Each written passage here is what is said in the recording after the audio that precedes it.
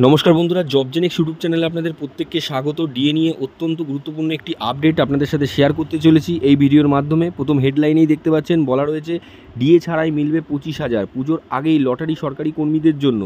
বিজ্ঞপ্তি রাজ্যের, বিস্তারিত কি বলা হচ্ছে, কোন বিজ্ঞপ্তি রাজ্য সরকার প্রকাশ করেছে, 25,000 টাকা কীভাবে পাওয়া যাবে, সমস্ত কিছু বিস্তারিত এই ভিডিওতে আপনাদের সাথে আলোচনা করব। তার আগে বলে রাখবো, যারা চ্যানেলে নতুন, চ্যানেলটিকে সাবস্ক্রাইব করে অল বেল আইকনটি বাজিয়ে রাখবেন ডিএ সংক্রান্ত যে কোনো রকম আপডেট সবার আগে পাওয়ার জন্য।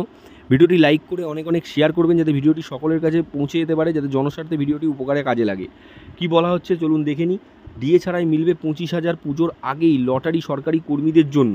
বিজ্ঞপ্তি রাজ্যের, রাজ্য সরকার একাধিক সুযোগ সুবিধা দিয়ে থাকেন রাজ্য সরকারি কর্মীদের, তারই মধ্যে হেলথ স্কিম এছাড়া অন্যান্য সুযোগ সুবিধাও রয়েছে। পুজোর আগেও বোনাস ঘোষণা করা হয়, মুখ্যমন্ত্রী এক্ষেত্রে ঘোষণা করে থাকেন রাজ্য সরকারি কর্মীদের জন্য।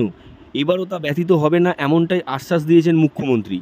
তারই মধ্যে কেন্দ্রীয় হারে পিএফ ঘোষণা করেছে রাজ্য সরকার, অর্থাৎ 7.1% হারে পিএফ ঘোষণা করেছে রাজ্য সরকার, যেটা রাজ্য সরকার রাষ্ট্রপতির সাইনও অলরেডি হয়ে গেছে, অর্থাৎ খুব শীঘ্রই কিন্তু সেটা কার্যকর হবে।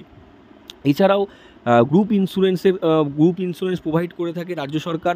বিভিন্ন রাজ্য সরকারি কর্মীদের জন্য তাদের পদলেভেল অনুযায়ী গ্রুপ ইন্স্যুরেন্স প্রোভাইড করে থাকে এবং তার ওপর সুদ দেওয়া হয়। এক্ষেত্রে যারা 1987 সালে জয়েন করেছেন, তারা 2024 সালে এসে প্রায় 25,000 টাকা মতো দুর্গাপুজোর আগে করে আপনারা পাবেন। অর্থাৎ 1987 সালে যারা জয়েন করেছে 2024-এ, অর্থাৎ বেশি দিন নেই তাদের রিটায়ারের ক্ষেত্রে, তারা কিন্তু 25,000 টাকা পুজোর আগে পেতে চলেছেন।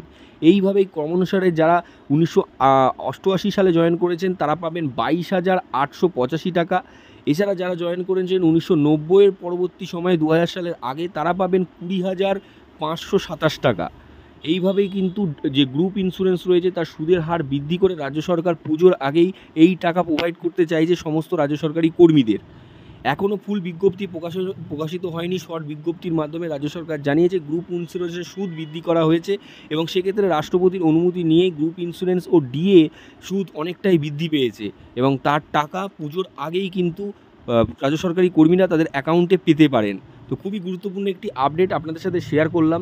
তো অবশ্যই লাইক করে বন্ধুদের মাঝখানে শেয়ার করে দেবেন।